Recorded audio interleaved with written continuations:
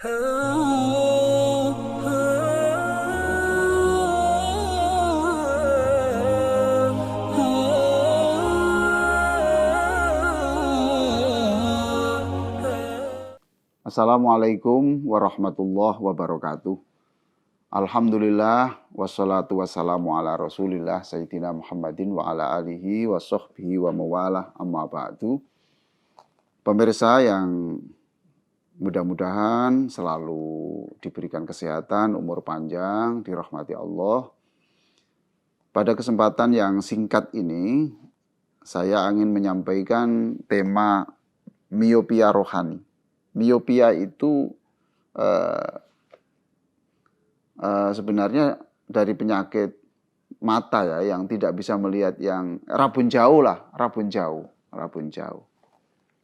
Nah, saya ingin menyampaikan banyak orang Islam itu yang rabun jauh, hanya tahu yang dunia ini, puas dengan dunia, tapi dia lupa tentang kenikmatan yang jauh lebih tinggi, yaitu di akhirat. Nah, akhirat itu kan jauh toh.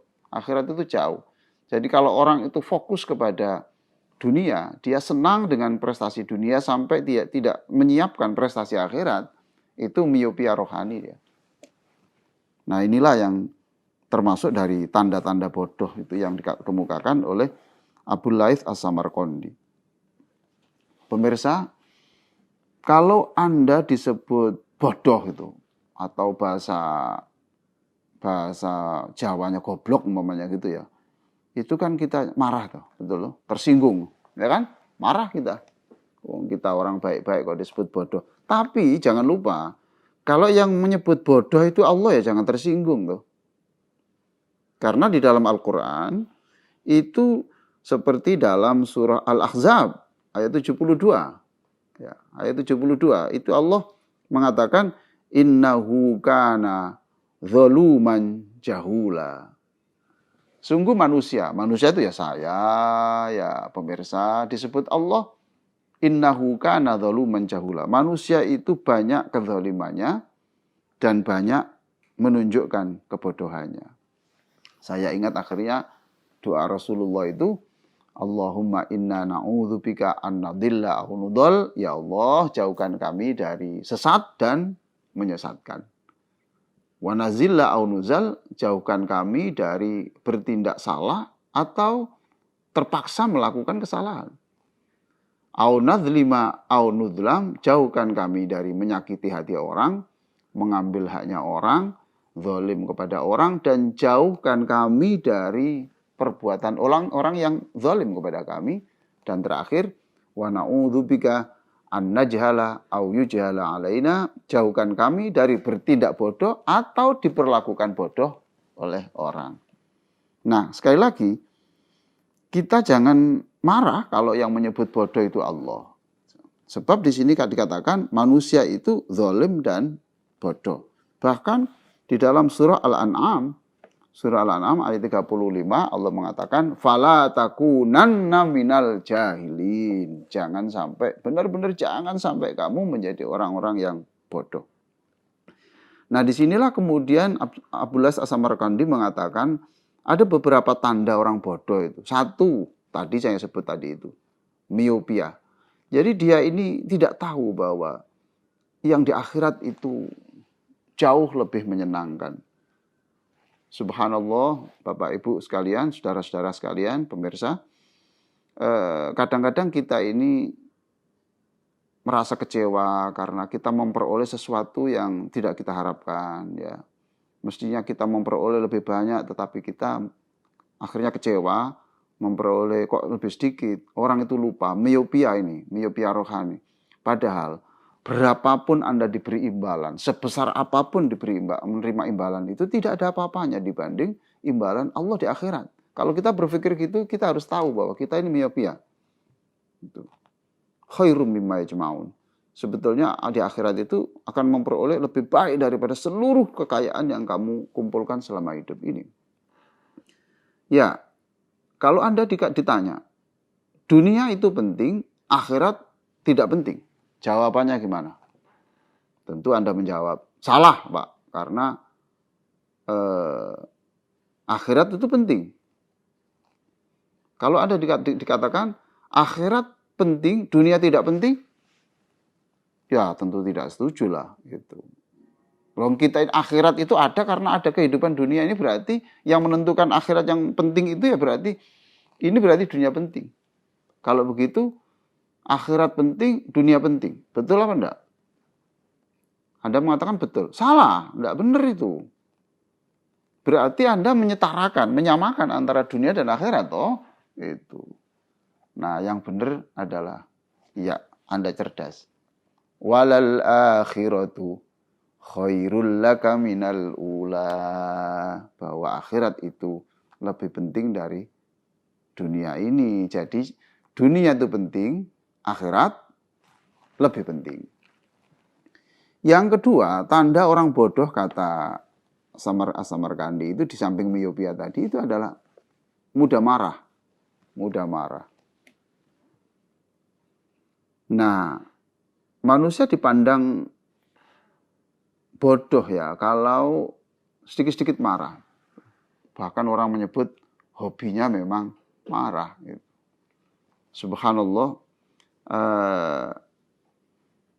dikatakan oleh sebuah buku yang menulis Majalisus Saniyah, itu dikatakan, ketahuilah bahwa pelaku di dunia itu sebenarnya satu, Allah. Jadi kalau ada orang datang kepada Anda membuat marah, sebenarnya dia itu didatangkan oleh Allah kepada Anda untuk menguji siapa Anda sebenarnya. Sebab untuk kesabaran itu tidak bisa hanya dengan saya sabar, harus diuji. Harus diuji. Jadi kalau Anda itu tiba-tiba marah kepada orang yang membuat Anda marah, maka sejatinya Anda marah kepada Allah. Mengapa engkau mengirim saya seperti mengirim orang seperti itu kepada saya? Beliau juga mengatakan, kalau orang sudah bisa mengendalikan marah, maka separuh dari kejahatan itu bisa tertutup. Sebab separuh dari kejahatan itu bersumber dari marah. Coba perhatikan, Anda marah,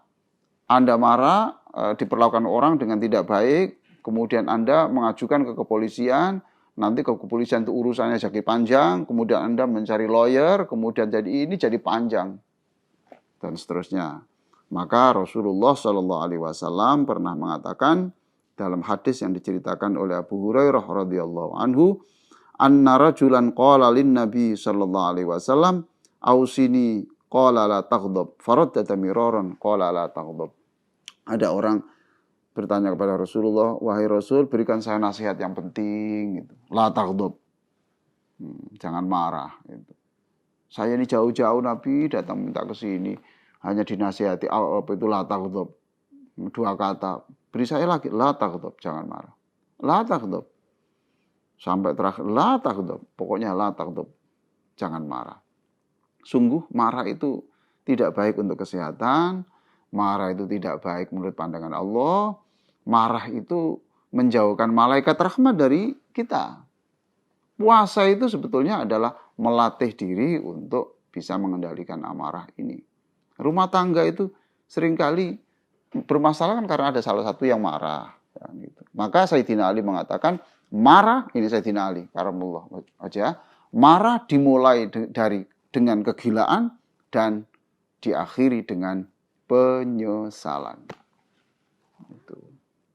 Maka saya sampaikan di sini, Abu Bakar As-Siddiq radhiyallahu anhu pernah duduk bersama Rasulullah. Abu Bakar duduk dengan Rasulullah. Ada orang mencaci-caci Abu Bakar. Abu Bakar diam. Abu Bakar diam. Rasulullah tetap duduk di sebelahnya. Tetap di sebelahnya. Tapi Abu Bakar juga manusia biasa. Akhirnya terpancing untuk berbicara. Ketika Abu Bakar berbicara, Rasulullah menjauh. Ya Rasulullah, wahai Rasulullah, kenapa engkau menjauh ketika saya meladeni orang yang melukai hati saya tadi itu? Gini Abu Bakar, ketika kamu itu diam, saya melihat itu ada ribuan malaikat yang membackup engkau, mendampingi engkau. Itu karena Anda orang sabar. Tetapi ketika Anda merespon begitu, saya jauh. Sebab ketika kamu merespon, seluruh malaikat-malaikat tadi itu menjauh semuanya. Yang ketiga tanda orang bodoh katanya Abdullah As-Samarkandi adalah mengucapkan sesuatu yang tidak bermanfaat. Mengucapkan sesuatu yang tidak bermanfaat. Maka Rasulullah juga mengatakan min husni islamil mar'i tarkuhu ma la ya'ni, termasuk tanda orang itu imannya bagus itu bukan hanya sholatnya, bukan hanya umrohnya, bukan hanya one day one juice-nya, tetapi ternyata dia ini tidak berbicara kecuali sangat penting. Subhanallah. Saya mengajak pada seluruh pemirsa untuk bisa melatih diri. Berbicaralah hanya yang penting. Jangan berbicara kalau itu tidak ada nilainya. Dan berbicaralah ketika itu memang mengandung manfaat untuk perbaikan diri dan akhlak dan untuk orang lain, kebaikan untuk orang lain. Dan terakhir sebagai penutup, tanda orang bodoh adalah boros. Nah, ini boros. Yaitu menggunakan uang yang tidak semestinya, kebutuhan-kebutuhan yang sekunder itu dipenuhi, padahal ada kebutuhan-kebutuhan yang primer sebetulnya untuk masa depan yang ditinggalkan. Itulah pemirsa yang sangat saya muliakan, beberapa tanda orang bodoh. Tadi yang pertama adalah miopia rohani, yaitu rabun jauh tentang akhirat. Yang kedua, suka marah. Yang ketiga, mengucapkan sesuatu yang tidak produktif, tidak bernilai. Dan yang terakhir, boros. Mudah-mudahan Allah memberikan kekuatan saya dan pemirsa untuk menjauhi sifat-sifat yang buruk ini.